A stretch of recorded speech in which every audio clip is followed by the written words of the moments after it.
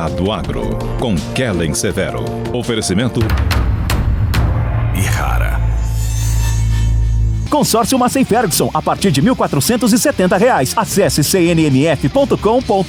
Olá, sejam muito bem-vindos ao Hora H do Agro, um programa onde discutimos e analisamos os temas que mais importam para o agronegócio brasileiro. Petrobras muda a política de preços dos combustíveis e vai deixar de usar a paridade internacional. O setor de cana-de-açúcar está preocupado.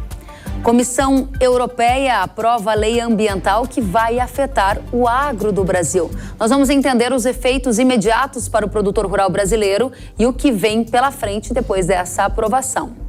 Você vai ver também, agricultores de Santa Catarina viajam 12 horas de ônibus e lotam a audiência pública sobre marco temporal das terras indígenas.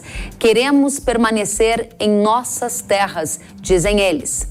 Já no Congresso, a Câmara dos Deputados instala a CPI que vai investigar os financiadores do MST. E ainda, retomado o julgamento no STF que vai decidir se a pulverização aérea é permitida no Ceará. Tem ainda o Brasil registrando o primeiro caso de gripe aviária em aves silvestres. Essa doença, que foi detectada, está a menos de 100 quilômetros do município que possui o maior número de galinhas do Brasil e é capital de uma produção muito forte. Nós vamos acompanhar tudo isso e muito mais a partir de agora. O Hora H do Agro já está no ar. A Petrobras anunciou mudanças na política de preços dos combustíveis. Em comunicado realizado aos investidores, a companhia revelou que essa nova política de comercialização vai valer para o diesel e para a gasolina e vai substituir a paridade de importação, que levava em conta as flutuações do mercado internacional para a formação de preços internos. O documento ressalta ainda que os reajustes continuarão sendo realizados, mas sem uma periodicidade definida, e evita que a volatilidade das cotações internacionais e do câmbio sejam repassados para os preços internos dos combustíveis. No mesmo dia, a Petrobras também anunciou uma redução nos preços da gasolina, do diesel e do gás de cozinha. Mas analistas de mercado dizem que um fato não está correlacionado com o outro. Isso porque essa redução nos preços de gasolina, óleo diesel e gás ainda levaram em conta a paridade internacional de preços. E durante a coletiva de imprensa, o presidente da Petrobras, Jean Paul Prats, explicou a nova política e revelou que o método se trata de um abrasileiramento dos preços. Abrasileirar o combustível era uma das promessas de campanha e estava no plano de governo de Lula. Vamos ver o que disse Prats. Esse modelo maximiza a incorporação de vantagens competitivas, portanto, nós vamos usar as vantagens que a Petrobras tem a nosso favor e a favor do país, sem se afastar absolutamente da referência internacional dos preços. É bom enfatizar que quando eu digo referência, não é paridade de importação. Portanto, estamos abrasileirando realmente os preços da Petrobras. Se eu posso produzir com custos brasileiros em território nacional, usando para esse efeito a autossuficiência conquistada pelo país, por vários heróis, várias pessoas, vários estadistas, vários regimes diferentes políticos preservaram a luta pela autossuficiência em petróleo, ela precisa valer de alguma coisa. Como na época de Pedro Parente, do 2017, onde tivemos 118 reajustes ao longo de um ano, e por isso tivemos a greve de caminhoneiros, por isso houve crise política causada pela greve dos caminhoneiros, não ao contrário, por um erro crasso dessa política, porque de repente foi feito um preço de paridade de importação no Brasil que nunca na história do país houve. Nem em termo nenhum, desde Getúlio Vargas, que nunca o Brasil tinha a volatilidade imediatamente trazida para o seu mercado interno, como foi em 2017. O que nós estamos garantindo aqui, não é, ministro? É menos volatilidade, que é muito mais importante, né? É menos sujeição à volatilidade especulativa internacional. A Organização das Associações de Produtores de Cana do Brasil disse em nota que o fim da paridade de preços dos combustíveis vai impactar diretamente os produtores de cana-de-açúcar. Segundo a organização, o preço do etanol está atrelado ao preço da gasolina. E uma vez que há redução da gasolina, toda a cadeia sucroenergética sofrerá consequências. A entidade ainda disse que não é a favor de custos altos de combustíveis ao cidadão, mas não considera justo que as onerações recaiam sobre o setor agro. Já a União da Indústria da Cana-de-Açúcar e Bioenergia, que responde por 50% da produção nacional de etanol, disse que vai aguardar mais detalhes para se manifestar sobre o tema. O diretor do Centro Brasileiro de Infraestrutura, Pedro Rodrigues, explica por que a referência de preços internacionais é importante para garantir o abastecimento de combustíveis aqui no nosso país. Vamos ouvir. O Brasil, ele é importador de derivados de petróleo. Nós importamos diesel, importamos gasolina e importamos o GLP, o gás de cozinha. Então, o não uso da PPI, ele de certa forma aniquila do mercado os importadores privados que hoje fazem essa importação e garantem o abastecimento do mercado nacional. Quando você não usa a PPI e acaba usando uma política não transparente na precificação por parte da Petrobras, que é o maior agente do refino, com 80% da capacidade de refino nacional, ela desestimula esses agentes importadores privados a fazer essa importação porque eles perdem a transparência e a previsibilidade dos preços. Então o risco disso acontecer é a gente não ter esses importadores atuando no mercado, por um lado podendo ter desabastecimento, já que a gente precisa desses derivados, e por outro talvez transformando a Petrobras na única importadora de derivados de petróleo e aumentando ainda mais o poder de monopólio da companhia.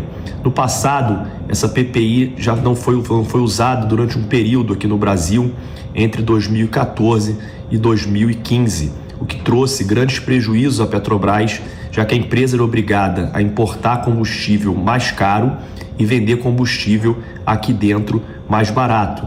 A gente pode ver aqui nesse primeiro gráfico, se a gente olhar entre 2014 e 2015, a importação, a defasagem, a diferença entre a importação, o preço da importação e o preço vendido no Brasil cresceu, e essa diferença, esse prejuízo que está colocado aqui pela linha laranja, ele foi todo absorvido pela própria Petrobras, gerando um rombo de caixa da empresa da ordem de 40 bilhões de dólares.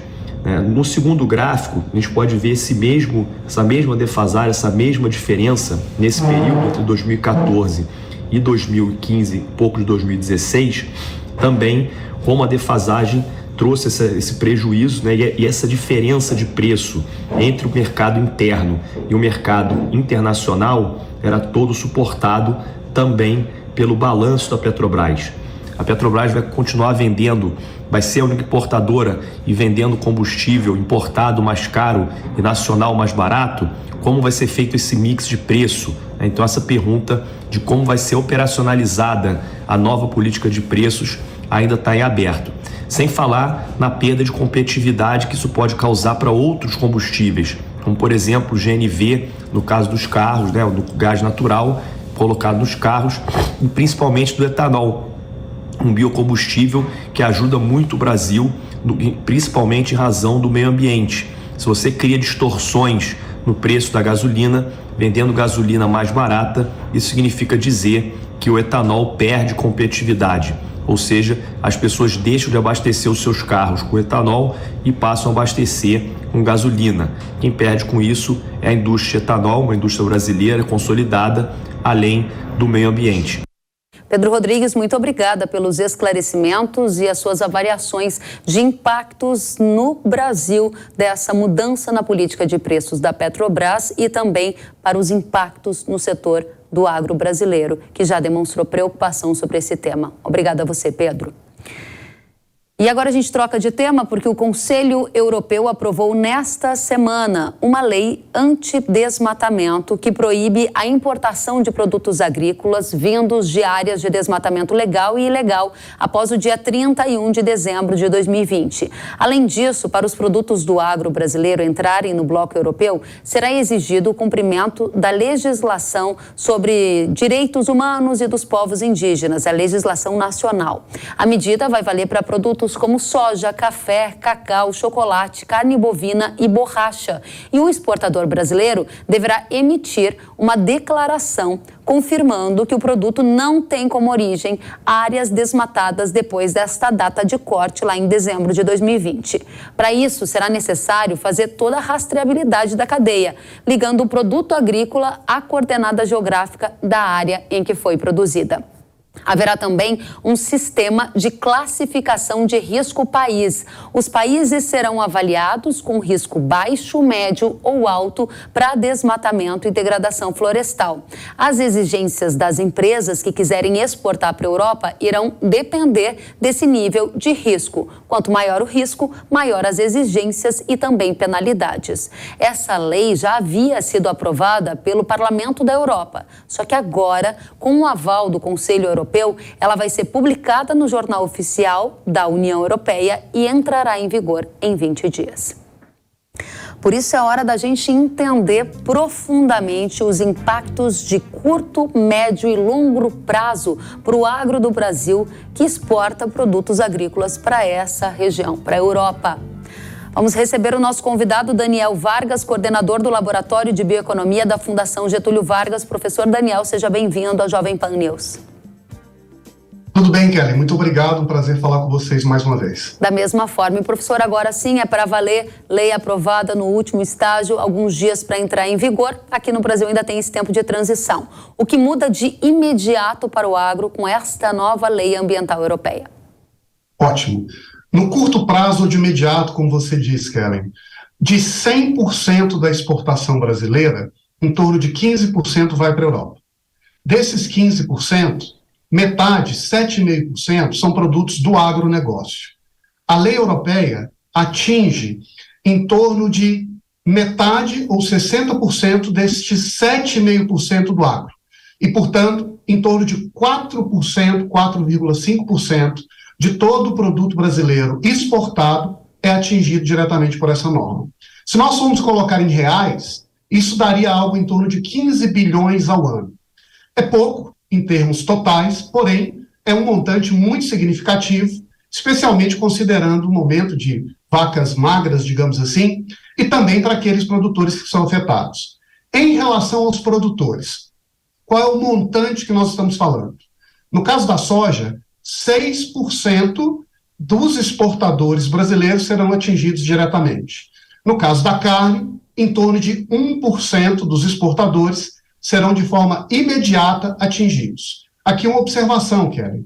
Na verdade, a lei, ela vale, como você mesma falou, para todos os produtores interessados em exportar para a Europa. Independente do seu histórico, independente de haver, ao longo de toda a vida, respeitado a lei ambiental e as exigências sociais. Todos são imediatamente afetados. Porém, esse efeito naturalmente será sentido de imediato por aqueles que já estão hoje trabalhando para exportar e alimentar o consumidor europeu. Entre eles, algumas cadeias muito relevantes, como a da cafeicultura, porque há pelo menos produtos como soja, como carne, que você citou, mas há também café, entre outros produtos agrícolas. A cadeia da cafeicultura tem como destino a Europa. Mesmo que esteja em conformidade com esta data de corte, imagino que vai ter que investir um bocado de dinheiro para certificar a origem e provar que está em conformidade com esta nova lei. E este já vai ter efeito imediato na cadeia do café, professor? Sem dúvida alguma. A lei europeia, ela tem uma engenhosidade muito particular, Kelly. O sistema europeu cria um sistema de controle rigoroso que tem como destino imediato as traders. Então, elas é que são, a partir de agora, investigadas, fiscalizadas para garantir que elas trazem não apenas produtos, digamos, seguros, mas produtos que cumprem com aqueles critérios socioambientais que a Europa exige. E o que as traders, a partir de então, passarão a fazer é transferir ou delegar essas exigências para a ponta. E lá na ponta serão estes produtores, e os cafeicultores serão imediatamente atingidos, que terão que buscar, que ir atrás desses serviços de consultoria ou de assistência para fazer o georreferenciamento, para provar que não tem ações na justiça ou ilegalidades, que não tem nenhuma briga com minorias ou com populações indígenas, e assim, para provar que, na verdade, sempre foram limpos, Mas agora, como o pressuposto é a desconfiança, é necessário provar algo mais do que terá um preço para o produtor lá na ponta. Professor, eu me preocupo porque nesse momento em que há uma nova exigência por parte da Europa, imagino que vai ter tanto santo milagreiro querendo vender soluções de certificação, de rastreabilidade. A pergunta é, como a gente vai conseguir ter a rastreabilidade? Vamos, de 100% da nossa cadeia de soja, de carne, de café, todos esses produtos? E como é que faz para escolher qual a melhor forma de certificar? Estamos conformes a essa nova lei? Olha, Kelly, eu acho até que é um pouco mais grave e difícil do que a sua própria pergunta indica, porque a lei, ela ainda contém, digamos assim, lacunas, que são faltas de clareza sobre o sentido exato da norma para, portanto, definir quais serão as atribuições, quais serão os ônus, o que exatamente precisará ser feito. E quando essas lacunas existem, isso acaba gerando uma consequência para a maneira como a trader, que funcionará como uma espécie de polícia ou de fiscal, vai atuar. Porque a tendência da trader é de jogar a barra lá em cima e adotar o critério mais rigoroso possível para que ela não seja responsabilizada no fim das contas e, portanto, para garantir que aquele produto cumpre com as exigências europeias. Agora, o mercado não está preparado ainda para definir exatamente o que precisará ser feito para cumprir com essa norma europeia. Nós temos essas diretrizes, essas indicações, sabemos que as exigências são ambiciosas, mas ainda será necessário ter uma organização, uma infraestrutura de administração, de recursos, para garantir que isso seja feito na realidade. Será possível rastreabilidade 100%, Kelly? Certamente não no curto e no médio prazo. Muito bem, professor. Agora a gente avança mais um passo. Há dificuldades, há custos, há uma série de pontos ali meio cinzentos precisando ser compreendidos e há também essa aprovação na última instância lá na lei, da lei ambiental na Europa. A pergunta que segue é, esta condição de colocar países com alto, baixo ou médio risco, risco país, como eles mensuraram, isso afetará negativamente o Brasil? De qual maneira? E como é que eles vão medir esse risco? Olha, o que a lei diz é que os países da União Europeia, cada um deles, tem autonomia, segundo o seu sistema regulatório, de classificar os países. Então, pode acontecer que, por exemplo, a Alemanha olhe para a realidade brasileira, considerando o potencial de exportações do Brasil, considerando o histórico de desmatamento na Amazônia e diga, nós temos risco alto. Mas outro país pode classificar o Brasil com risco diverso. E as traders que fazem essa transação para países diversos terão a tendência de apostar sempre mais para cima e cobrar a exigência mais elevada. Como que o Brasil será classificado dentro dessa estrutura pela maior parte dos países? Olha, aqui teremos que ser, digamos assim, francos e realistas. A tendência é que o Brasil seja classificado pela vasta maioria dos países, se não por todos, como um país de alto risco e, portanto, que as exigências sobre os nossos produtos sejam as mais rigorosas possível. Essa é uma preocupação adicional e aí a gente entra numa outra página desta mesma conversa. Alto risco para o Brasil, isso significa mais exigências, mais penalidades e aí muitos podem dizer, não estou interessado mais em vender para a Europa. É sim uma possibilidade, não vender para a Europa. Só que o pulo do gato está no movimento que se alastra pelo mundo, porque outras regiões, outros países estão imitando esta mesma lei europeia neste momento? Onde é que isso já está acontecendo? Olha, é verdade, Kelly. O primeiro impacto na postura do produtor e do país é de se fazer a pergunta, será que eu quero continuar exportando meu bem para esse consumidor? E não me surpreenderia se movimentos nessa direção acontecessem. E eu lhe dou 2 exemplos. A Malásia, recentemente, fez uma declaração, olha, Europa, se você não quer o meu produto, e lá eles exportam o óleo de palma, então eu posso reconsiderar vender para você. E a Indonésia foi além, aproveitando a inflação de alimentos que acontecia no seu país, simplesmente parou de vender para a Europa.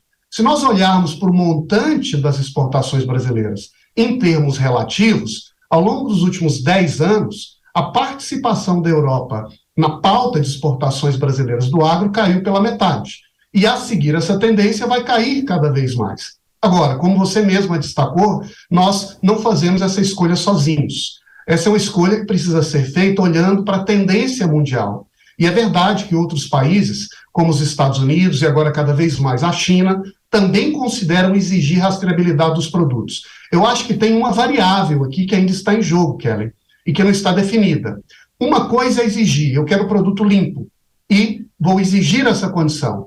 Uma segunda coisa é dizer, se você não me der esse produto rastreado, eu não compro de você, ou, se você me der esse produto rastreado, com garantia de que é limpo e justo, eu pago um prêmio pela qualidade ambiental que você me dá. E essa segunda questão, se os países vão de fato oferecer um prêmio verde, é algo que a gente ainda precisa observar, negociar e, quem sabe, convencer o mundo a abraçar. Professor, para mim a informação de que a China está avançando numa lei parecida com esta aprovada pela Europa, que cria exigências ambientais que limitam o comércio agrícola, é uma novidade. Desde quando? Qual direção? Como é essa lei e o que o senhor espera? Sim. No caso da China, não é que exista uma lei sendo discutida ou tramitando no país.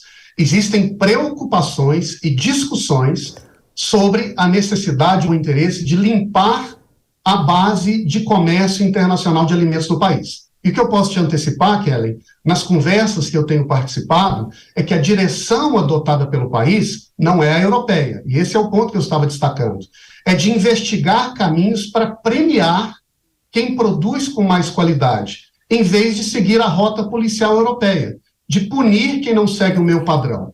O efeito final é a sustentabilidade crescente da produção de alimentos. Muito bem, professor, uma última questão.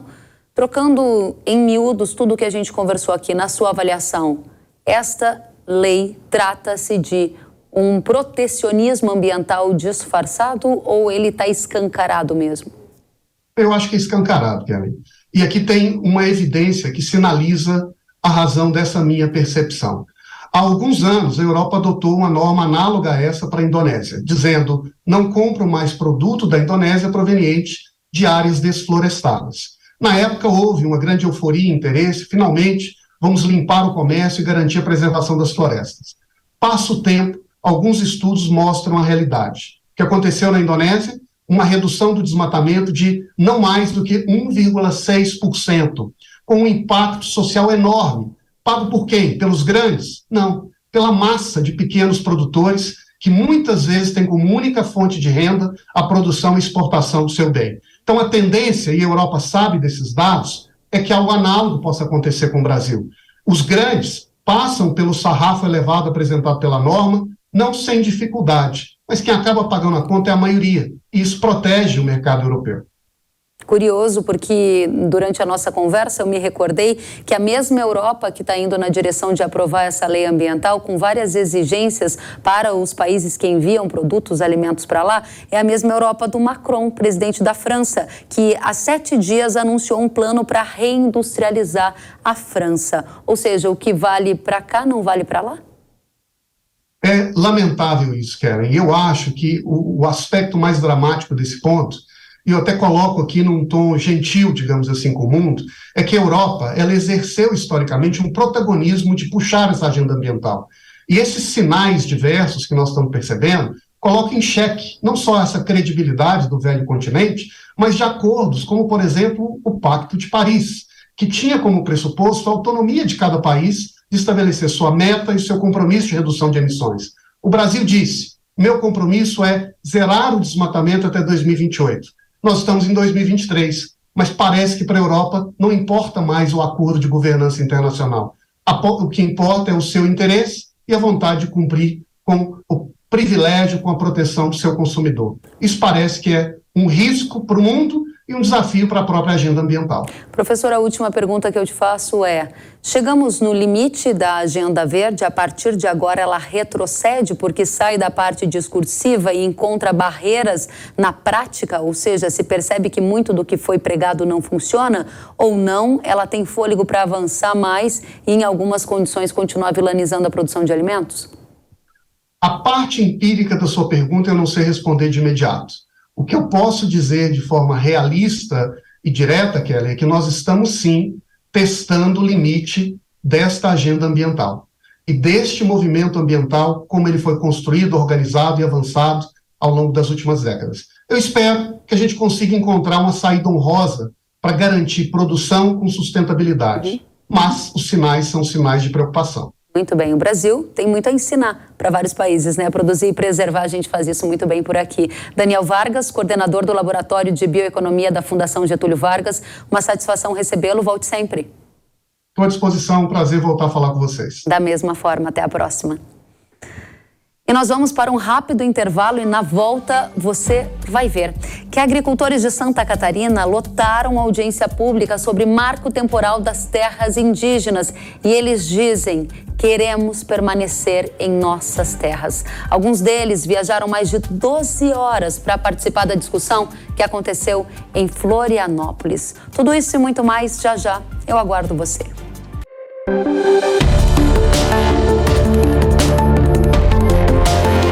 Hora H do Agro, com Kellen Severo. Sabia que o Brasil é um dos maiores produtores de soja e milho no mundo?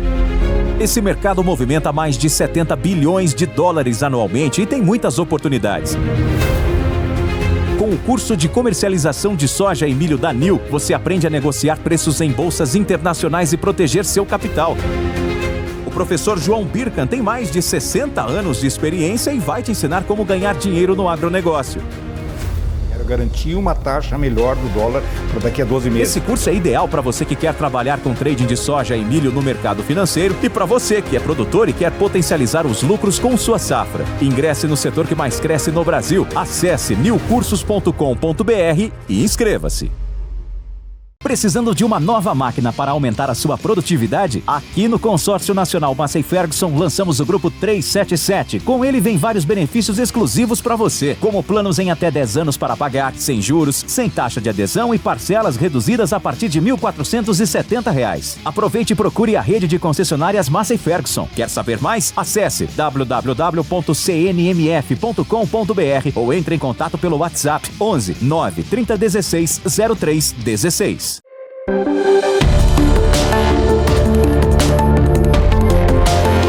Hora H do Agro, com Kellen Severo. Estamos de volta com Hora H do Agro aqui na Jovem Pan News.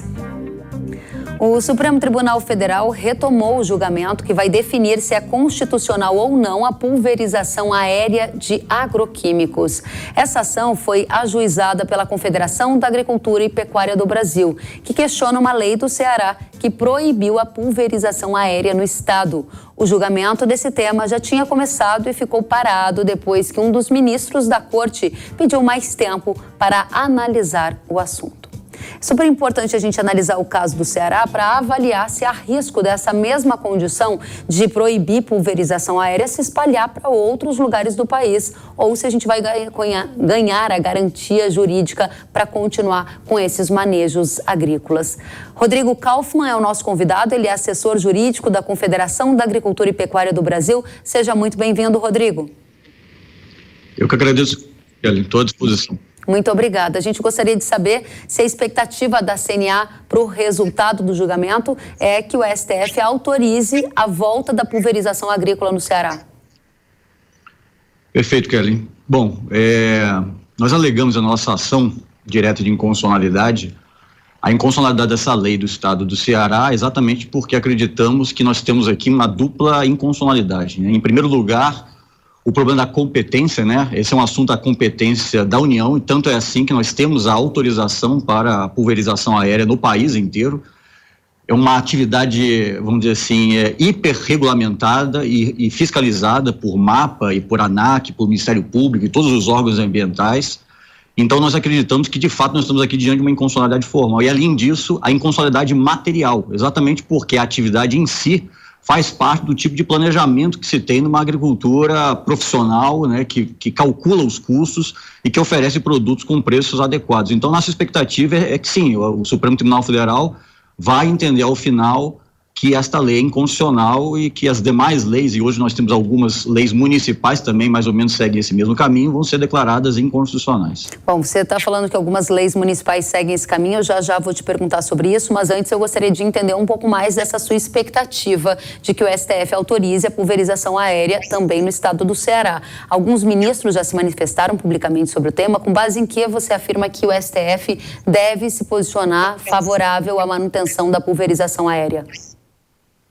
Veja, hoje o julgamento foi retomado, né? Nós tivemos na primeira sessão de julgamento deste caso, que foi lá em novembro de 2021, o voto da ministra Carmen Lúcia e do ministro Fachin pela constitucionalidade da lei, portanto pela improcedência dessa ação, e hoje nós tivemos já o voto do ministro Gilmar Mendes, que acompanhou a relatora.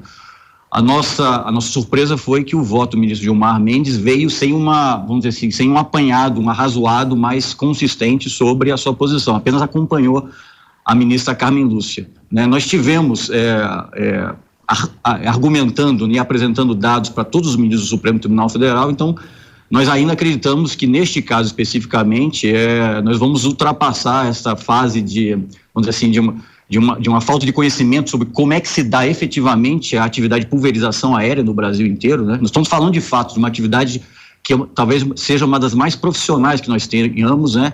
E é uma atividade que contribui, inclusive, para os preços que nós temos dos produtos serem adequados no mercado nacional e internacional, né? Agora, então, a nossa expectativa é que os outros ministros talvez entendam dessa maneira, pela inconstitucionalidade dessa lei, né? Eu percebi um talvez ali na sua fala, né? Então, vamos fazer um exercício de hipótese aqui. Se o STF decidir pela proibição da pulverização aérea, essa decisão, ela também pode ser estendida para outros estados brasileiros e aí não só para o Ceará? Nós temos no Supremo Tribunal Federal a tramitação de uma DPF, uma arguição de descumprimento de preceito fundamental, que trata dessa questão também relacionada e que questiona, na verdade, as leis municipais, né? Nós imaginamos que esta ação, ela traz mais informações sobre a regularidade dessa atividade e o fato de que essa atividade não oferece qualquer risco, qualquer perigo à saúde humana e muito menos à saúde ambiental, né, dos ecossistemas, né? Então, essa decisão do Supremo Tribunal Federal nesta DIN 6137, de fato preocupa pelo encaminhamento que está sendo dado a ela, mas de fato seria um sinal ruim para a liberdade, né, de regulamentação desse assunto nos outros estados, mas nós imaginamos que esse assunto vai ser resolvido por meio do julgamento dessas duas ações, né? O que nos chama a atenção é que o voto da ministra Carmen Lúcia levanta preocupações que são as preocupações, né, do setor agrícola brasileiro, de proteção ao meio ambiente, mas não se dedica ao enfrentamento dos argumentos que foram levantados na DIN, né? Por exemplo, esse, de que a aviação agrícola brasileira, por exemplo, ela se estabelece num mercado hipercompetitivo, é uma atividade que é fiscalizada por vários órgãos federais, estaduais e também municipais. Nós contamos com uma atividade altamente tecnológica, então a aplicação do defensivo agrícola se dá com precisão, né? É o tipo de pulverização que nós não temos quase o perigo da deriva, por exemplo, né? Os aviões são munidos, por exemplo, de fluxômetro, de um GPS especial, quer dizer, todos os instrumentos que nós temos para garantir que não vai haver qualquer tipo de dano ao meio ambiente, nós temos presente no mercado de pulverização aérea no Brasil. Então, e esses são fatos que não foram enfrentados nos votos que foram apresentados até agora, né? Rodrigo, me perdoe a minha ignorância em relação aos termos mais jurídicos e eu gostaria de contar com a sua ajuda aqui para a gente tornar essa mensagem clara para todos que nos assistem, que estão preocupados com uma eventual proibição de pulverização agrícola no Brasil. Se o STF entender que o Ceará fez certo, que tem que proibir mesmo a pulverização agrícola, qual o efeito prático que isso geraria em outros estados? Eles poderiam também considerar proibida essa atividade? Isso que eu gostaria de entender. Esta DIN trata especificamente da lei do Ceará. Sim. Então, se for declarada a constitucionalidade, a pulverização aérea fica proibida no estado do Ceará porque eles têm uma lei que proíbe.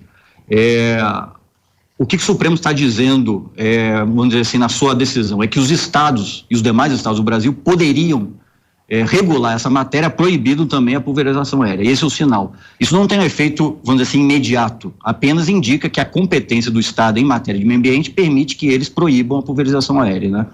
Ou seja, aí é que está a grande preocupação.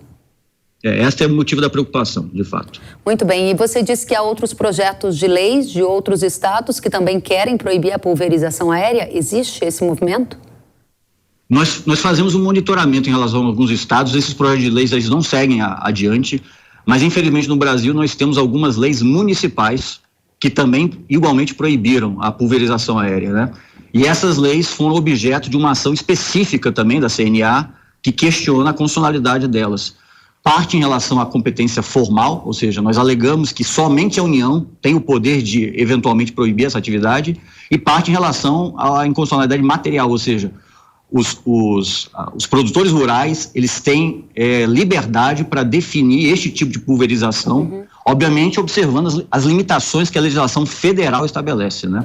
Muito bem. Rodrigo, quando que a gente vai saber qual a decisão final do STF para tentar gerar pelo menos uma sensação de mais calma, caso o STF entenda que é constitucional a aplicação aérea de defensivos usando aviões agrícolas?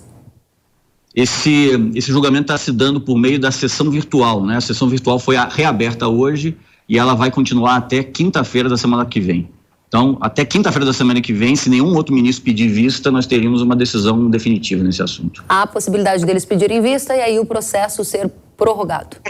Prorrogado, perfeitamente, é isso mesmo. Muito bem. Rodrigo, agradeço demais pelos esclarecimentos. Espero que a gente volte a conversar com mais segurança jurídica para os agricultores trabalharem. Rodrigo Kaufmann, que é assessor jurídico da Confederação da Agricultura e Pecuária do Brasil, obrigada por estar conosco no Hora H do Agro. Muito obrigado, agradeço o convite. Até a próxima. Queremos permanecer em nossas terras. Essa foi a frase estampada em camisetas usadas por agricultores durante a audiência pública realizada na Assembleia Legislativa de Santa Catarina. O encontro, que teve como objetivo discutir o marco temporal das terras indígenas, também contou com a participação de prefeitos, parlamentares, representantes de agricultores, de associações empresariais e da Procuradoria-Geral do Estado. Alguns agricultores viajaram mais de 12 horas em uma caravana até Florianópolis e lotaram o auditório da Assembleia. Eles pedem que o Supremo Tribunal Federal mantenha um marco temporal, tema que a Corte retomará o julgamento no dia 7 de junho. Vale lembrar que o marco temporal estabelece que os indígenas só podem reivindicar uma terra se eles estavam lá na área até 5 de outubro de 1988, que é a data da promulgação da Constituição. Se essa regra do marco temporal deixar de existir, haverá uma grande insegurança jurídica no campo e na área urbana. Agricultores que possuem escrituras centenárias poderão, sim, perder as suas terras.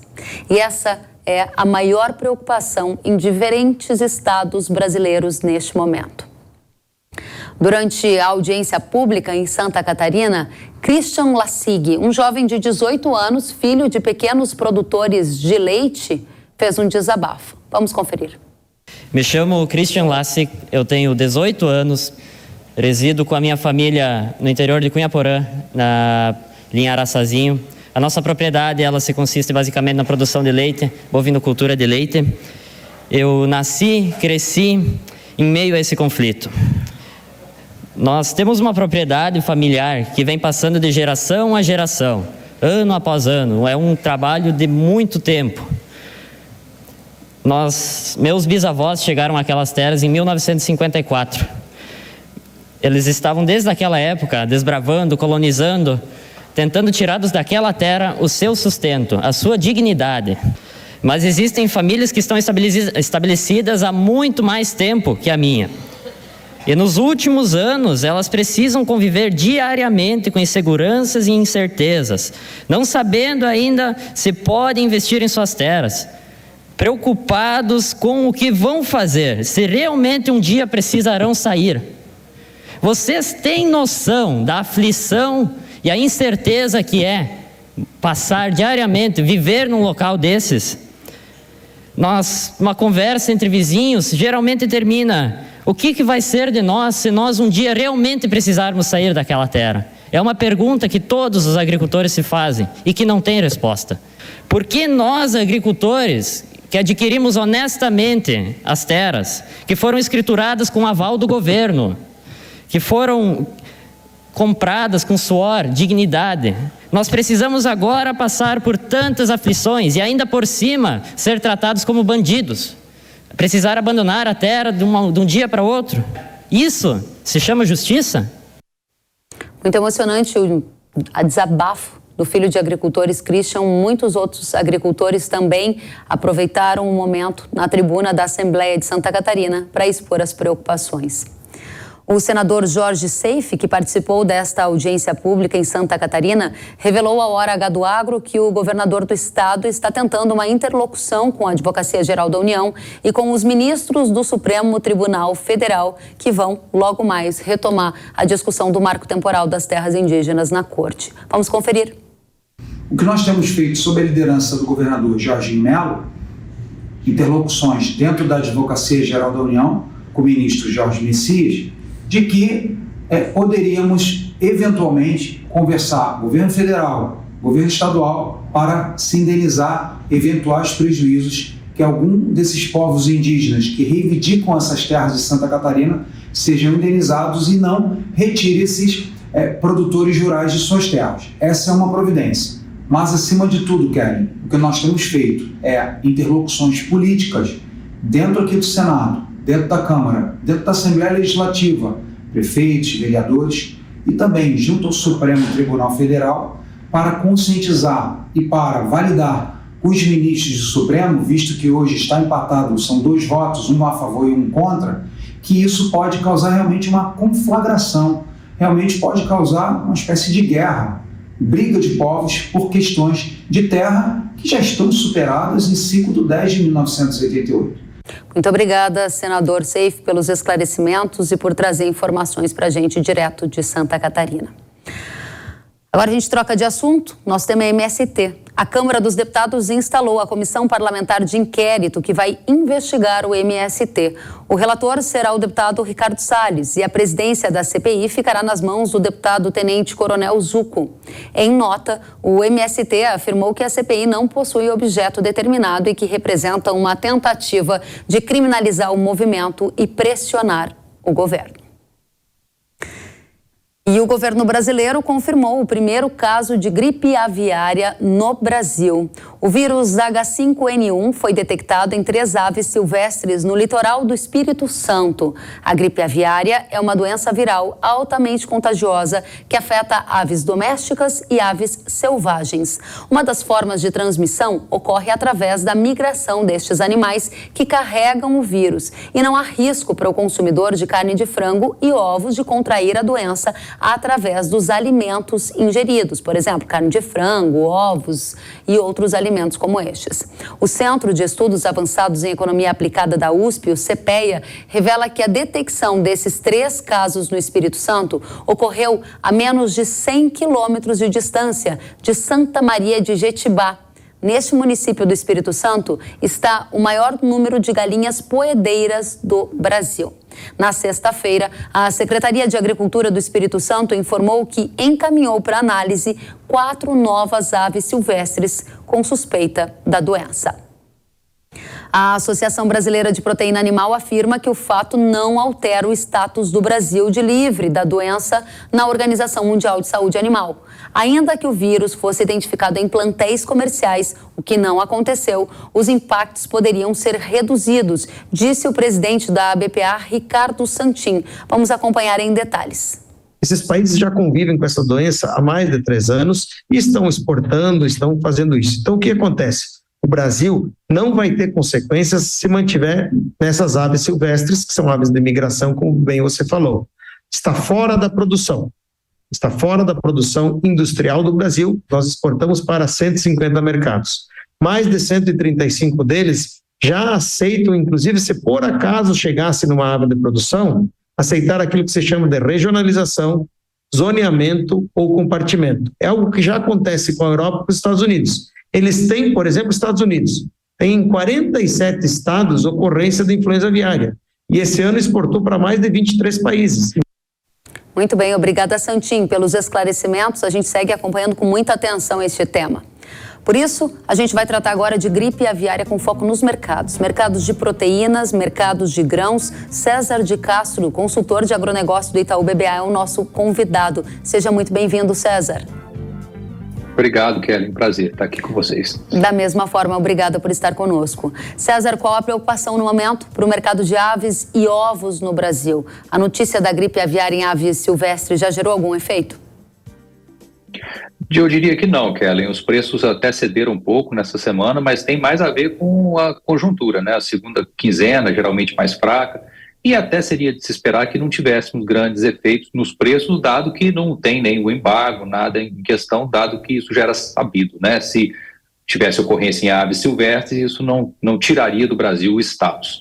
Entretanto, eu acho que cresce bastante a preocupação, né, como já vem crescendo, de que eventualmente possamos ver problemas, né, alguns casos em criações comerciais. Então, o episódio eu acho que reforça a importância, né, de se ter bastante cuidado com os quesitos de biossegurança para que possamos, em um caso eventual de se atingir produções comerciais, a gente consiga isolar rapidamente e possamos manter o fluxo, né, no devido momento que for restabelecido, mais ou menos como aconteceu na Argentina, né, que o mercado foi fechado, né, o país todo, e depois foi reaberto. Então, é isso que nós esperamos. O episódio, eu acho que traz, né, um pouco mais de preocupação, porque é mais um sinal de que a doença está circulando por aqui, né? Muito bem, e essa informação de que está a 100 quilômetros de distância de um município que tem o maior número de galinhas poedeiras, como você avalia a proximidade dessa doença em aves silvestres de um plantel muito relevante para o país? Sem dúvida é próximo, sobretudo porque, diferentemente de doenças em animais terrestres, né, os animais, as aves voam, elas defecam, né, em diferentes locais, então a transmissão, isso já é sabido, ela é muito rápida e muito veloz. Então, acho que sim, 100 quilômetros não é nada longe, né, nesse caso. Então, temos sim que tomar bastante cuidado e, obviamente, continuar testando, né, aparentemente o Estado e o Brasil todo está bastante atento a isso e tentar identificar qualquer sintoma de animais, né, de aves que possam estar com suspeita e testar o quanto rápido. O mais importante é a gente estar preparado para o que pode eventualmente acontecer e não apenas ficar acreditando que a nossa biossegurança é blindada acima de tudo. Lembrando que as criações de ovos em relação à indústria de carne e de frango, ela é mais pulverizada, né? As granjas, existem muitas granjas menores. A gente entende que o nível de biossegurança não é exatamente o mesmo. Então, é muito importante que, caso tenha problemas em ovos, isso vai bater no frango também de corte.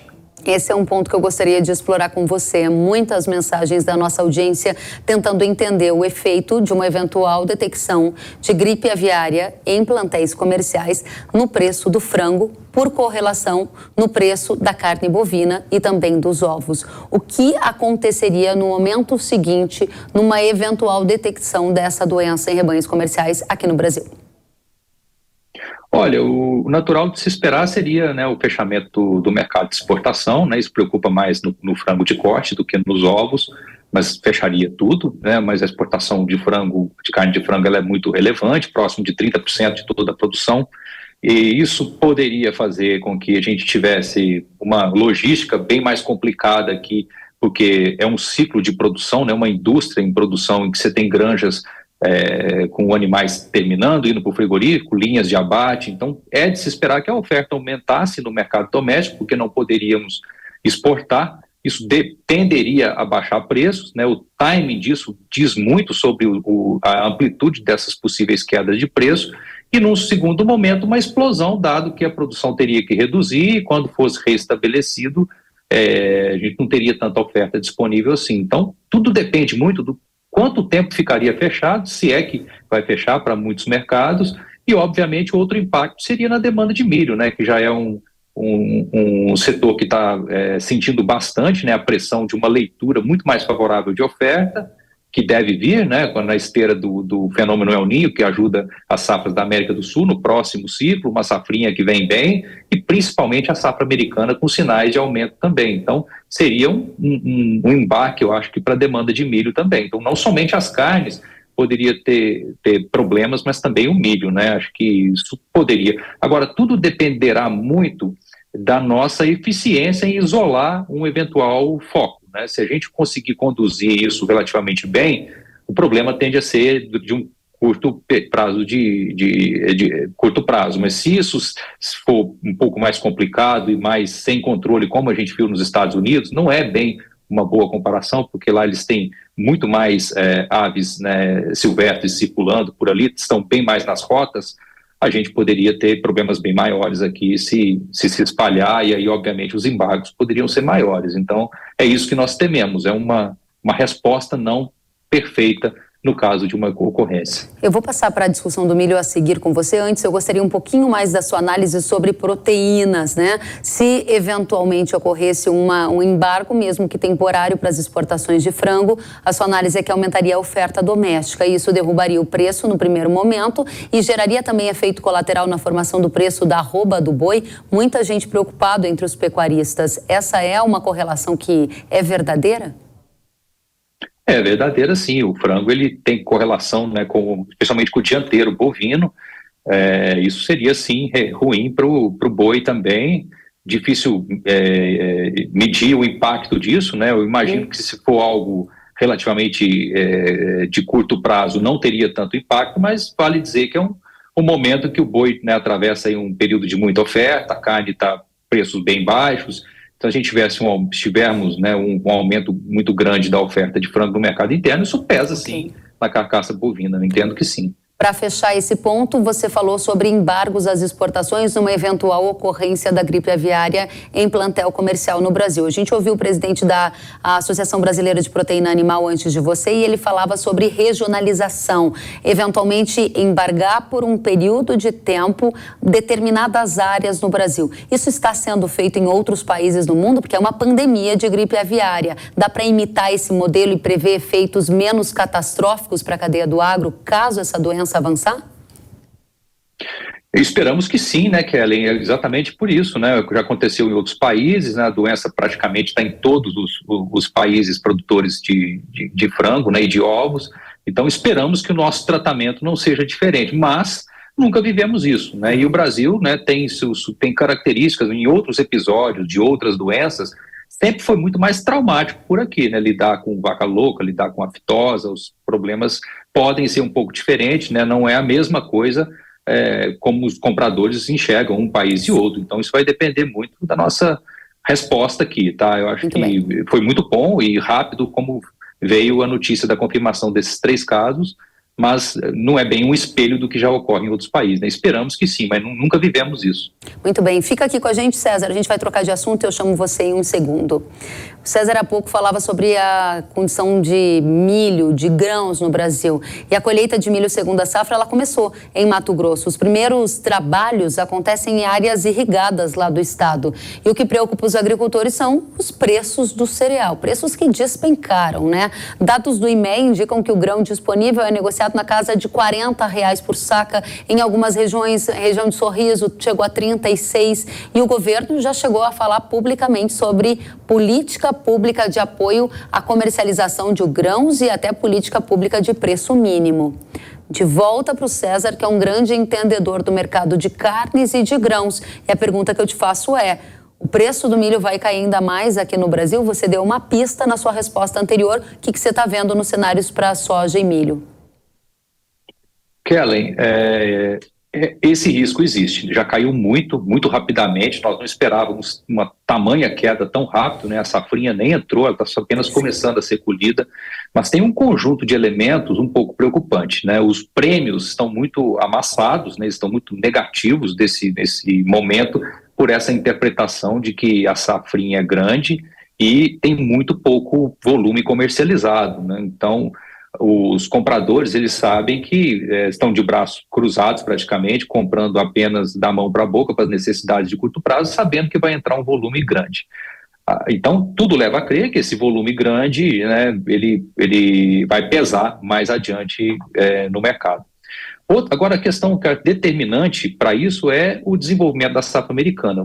Os Estados Unidos produzem muito mais milho que o Brasil, é ali que o jogo se define, e os sinais são muito bons até aqui. Apesar da região do meio-oeste estar enfrentando um período de seca um pouco mais nítido do que há um ano atrás, o plantio foi feito cedo. Então, isso sugere boas produtividades, a expectativa é que eles consigam colher 11% a mais de milho nesse ciclo do que colheram o ano passado, o que, combinado com uma leitura muito otimista das safras sul-americanas, que o Brasil vai ter, né, o seu plantio aí a partir de setembro, outubro, desenha o ano que vem bastante volumoso também em termos de oferta. Então, somando todos esses elementos, mais esse atraso na comercialização, a gente vai ter aparentemente um futuro mais tranquilo em termos de oferta. Então, apesar da curva de Chicago, ela está apontada para baixo. Então, a tendência seria imaginar que vai cair por conta desses fatores. Entretanto, o câmbio, a leitura é que ele se desvalorize um pouco. Então, para o segundo semestre, a gente pode ver o câmbio um pouco melhor, né, o dólar mais alto, e também os prêmios não tão pressionados. O problema é que se Chicago cair, né, numa leitura que se a safra americana der certo, Chicago vai descer um nível e aí não teríamos preços melhores mais adiante. Então, é perigoso, tá? Eu sugiro bastante cuidado, o produtor se proteger. Já caiu muito, né? Os preços já estão bem ruins vis-à-vis os custos de produção, mas o cenário é muito complicado, é muito diferente do que a gente viu nos últimos 3 anos, que a gente teve problemas de safra, pandemia, guerra, uma demanda global muito forte. Então, mudou o ciclo de preço, César? Mudou o ciclo de preço? Sem dúvida. Ainda não está totalmente definido, Kelly, porque a gente não sabe se a safra americana vai sim ser desse tamanho. O momento decisivo vai ser no mês de julho e agosto, quando ali não pode faltar chuva. Mas o desenho é favorável, tá? Então é bom não apostar no caos que seria, né? Para os preços voltarem a subir, tem que ter um problema lá. E, em princípio, nós não estamos vendo isso como uma possibilidade. César de Castro, consultor de agronegócio do Itaú BBA, obrigada pela presença, pelos esclarecimentos. Volte sempre. Obrigado, Kelly. Até a próxima. Até a próxima. A Ucrânia e a Rússia renovaram nesta semana o acordo para exportar grãos e fertilizantes pelo Mar Negro. O tratado, que iria vencer no dia 18 de maio, foi prorrogado por mais 2 meses. Esse é um tema também que importa para a gente observar a entrada de grãos da Ucrânia no mercado global de alimentos. E esse também é um fator que impacta na formação dos preços de commodities como milho, trigo, na Bolsa de Chicago. Agora o nosso tema é crédito rural. Durante a audiência pública da Comissão de Agricultura da Câmara dos Deputados, o subsecretário de Política Agrícola do Ministério da Fazenda, Gilson Bittencourt, revelou que os recursos atuais para o Plano Safra 23-24, que começa em julho, não são suficientes. Ele comentou que o governo negocia com o Banco Central a possibilidade de aumentar os recursos captados que obrigatoriamente devem ser dirigidos ao crédito rural. Vamos conferir. Hoje, uma das limitações fortes para o Plano Safra, que a gente vai iniciar agora em julho, é a quantidade de recursos. O Plano Safra é feito basicamente com recursos provenientes dos depósitos à vista, da exigibilidade dos depósitos à vista, da poupança rural, da LCA, são as três principais fontes de recursos. No momento, a gente está numa discussão, inclusive, com o Banco Central, para tentar elevar os percentuais da exigibilidade em relação ao crédito rural dessas 3 fontes, depósito à vista, depósito em poupança e em LCA, para que a gente tenha mais recursos, seja para serem operados à taxa livre, seja para serem operados com equalização do Tesouro Nacional. Atualmente, o volume total disponível, pelas regras atuais, são insuficientes para atender um plano safra robusto como a gente quer construir para este próximo plano safra. O representante da Fazenda também afirmou que os recursos destinados à equalização do crédito rural, que é quando o governo subsidia uma parte dos juros do produtor rural, está todo comprometido com operações do plano safra atual. E no momento, o recurso disponível para a equalização em 2023, ele está basicamente comprometido com operações contratadas ou que vão ser contratadas até o final de junho deste ano, ou seja, até o final do Plano Safra vigente, e nós vamos ter que buscar uma ampliação desses recursos para poder, inclusive, lançar o próximo Plano Safra. Então, provavelmente a gente vai ter que buscar ou um remanejamento ou até mesmo um pedido adicional de recursos ao Congresso. Um desafio adicional para a cadeia do agro, crédito rural. A gente segue acompanhando. E agora eu tenho um recado para você. Nada melhor que proteger a sua lavoura de soja desde o início, não é mesmo? Por isso, hoje eu te apresento o Convence, o tratamento de sementes inseticida da Yara, com amplo espectro de ação e alta performance no controle da lagarta elasmo.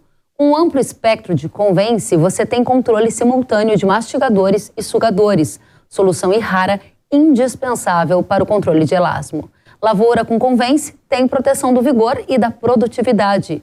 Com essa inovação, você vai preservar o seu estande de plantas com boa germinação e bom desenvolvimento inicial da cultura. Acesse yara.com.br ou aponte a câmera para o QR Code na tela e proteja o seu estande de soja. O Hora H do Agro fica por aqui. Até a próxima semana. Tchau.